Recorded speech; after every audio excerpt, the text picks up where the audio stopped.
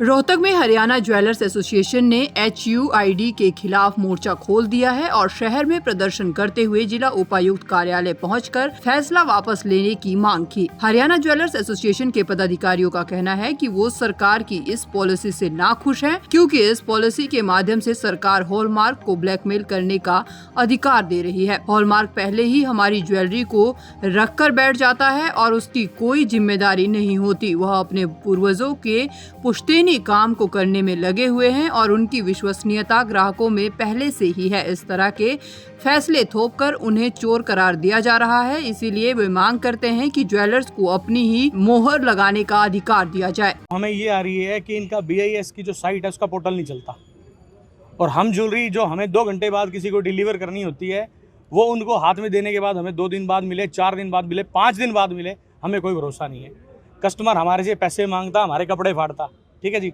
जो सदियों से हमारे पास आ रहे हैं, जिनको सिर्फ हमारी मोहर के ऊपर विश्वास है, वो कहते हैं कि सरकारी मोहर हमें चाहिए ही नहीं 1 मिनट के लिए, बट ये हमारे साथ नाजायज हो रही है। अरे संतलाल जी इसके अलावा जब हम एक जेवर देते हैं BIS को, संतलाल जी BIS के जो वहाँ पे अधिकारी बैठे हैं, जो कर्मचारी बैठे हैं इसकी उस पे जो इनके सेंटर बने हुए हैं, वो एक सोने की चीज़ को 3 जगह से खरोच के उसको टेस्टिंग करके देते हैं।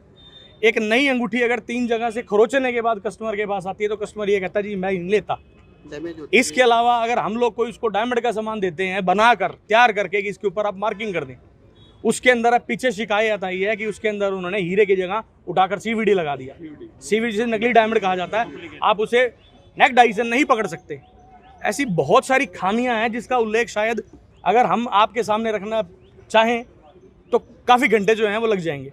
तो ये सब हम चाहते हैं कि अपनी जो अपनी हमारी सेल्फ सर्टिफिकेशन है उसकी हमें मतलब मंजूरी दी जाए, बस इसके अलावा और कुछ नहीं। उन्होंने कहा कि कहीं न कहीं बड़े ज्वेलर्स को फायदा पहुंचाने के लिए इस तरह का फैसला लिया गया है, जिसे किसी भी कीमत पर बर्दाश्त नहीं किया जाएगा। उन्होंने कहा कि हॉलमार्क के लिए भेजी गई ज्वेलरी में पहले भी धोखाधड़ी की बातें सामने आती रही है और यही नहीं, जिन लोगों को ज्वेलर्स के बारे में ABCD का भी पता नहीं है, उन्हें ज्वेलर्स के रूप में बिठाया जा रहा है। तो ठीक था, आज हर ज्वेलर्स की सत्यापिता को प्रमाणित करने के लिए एक प्राइवेट एजेंसी और हमारे ऊपर थोप दी है, जिनके पास ना तो मानक है ना वो टेस्ट करना जानते।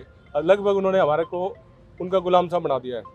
तो हम नहीं चाहते कि ये थर्ड पार्टी सर्टिफिकेशन हो। ज्वेलर सदियों से अपना व्यापार करता आ रहा है, उनको जो नॉलेज जो ज्वेलर्स को है, आज बैंक भी जितने बैंक भी हैं वो भी ज्वेलर्स को अपना पैनल पे लेते हैं, ना कि हॉलमार्क सेंटर को लेते हैं।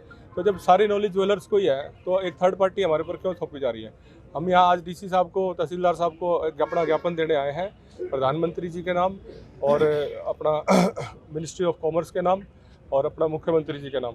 तो हम चाहते हैं कि ये जो मुहिम हरियाणा से शुरू हुई है ये पूरे देश में आज फैलने जा रही है। इसके अंदर सैकड़ों इतनी त्रुटियाँ हैं जो कभी पूरी नहीं हो सकती। आज ये 2 मिनट की बाइट में तो हम इसको बता भी नहीं सकते कि इसमें कितनी त्रुटियाँ हैं। जब आप पूरा का समय हमें देंगे तो इसमें कम से कम 35-40 मिनट लगेगी इसकी त्रुटियाँ गिनवाने में। तो हमारा आज मुख्य उद्देश्य है कि जो रोहतक शहर आज इकट्ठा होकर आया है वो इस डिपार्टमेंट से, इस हॉलमार्क सेंटर की पद्धति से पूरी तरह से त्रस्त है, जिसे तुरंत प्रभाव से ख़त्म कर दिया जाए और ज्वेलर्स को सेल्फ सर्टिफिकेशन की तरफ लेके जाना चाहिए। मोटी त्रुटि कोई जानना चाहे तो क्या त्रुटि है इसमें?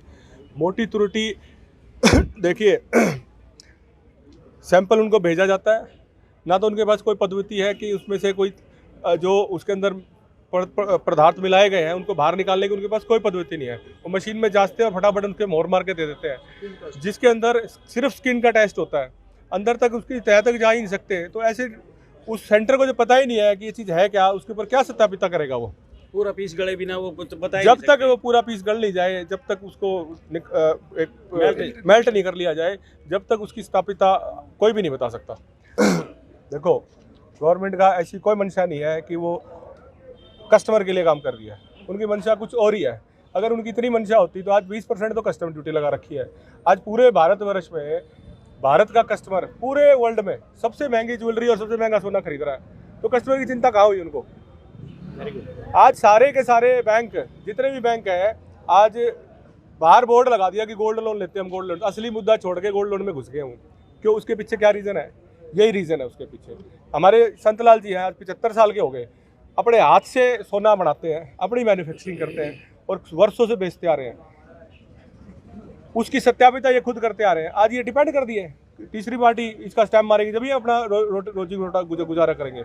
बड़े बड़े मैन्युफैक्चरर को तो इन हाउस दे दिया इन्होंने कि आप अपनी सत्यापिता कर लो, अपना हॉलमार्क सेंटर अंदर ही लगा लो, अपनी कर लो। और छोटा एक महम का व्यापारी है हमारे बीच में, अभी यही खड़ा था, वो महम से अगर उसको एक अंगूठी स्टैंप लगानी है तो उसको रोहतक आना पड़ेगा।